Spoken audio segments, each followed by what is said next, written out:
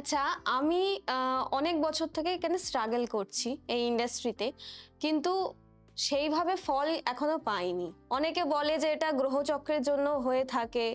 তো আমি আপনার কাছে এটা জানতে চাইছি যে স্ট্রাগল যেরকম আমি করছি, এই ফলটা আমি আল্টিমেটলি কবে পাবো? মানে 2026-এ কি আমার গ্রহচক্রের কিছু ভালো স্থান আছে নাকি একই ব্যাপার চলবে? দেখো, তুমি যে কথাটা বললে দারুণ কথা বললে। 2026 সাল একটা পরিবর্তন আনবে 2026 সালে 3টি গ্রহ সবচেয়ে গুরুত্বপূর্ণ ভূমিকা দেবে বা নিয়ে আসবে। কারণ 2026 সালটা না একটা মানে পজিটিভ ভাইব দেবে।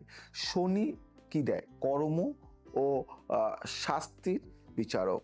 আর বৃহস্পতি দেয় অর্থ, জ্ঞান ও বিস্তারের কারক। তাই রাহু কেতু হঠাৎ পরিবর্তন ও ভাগ্য উল্টে দেওয়ার শক্তি রাখে।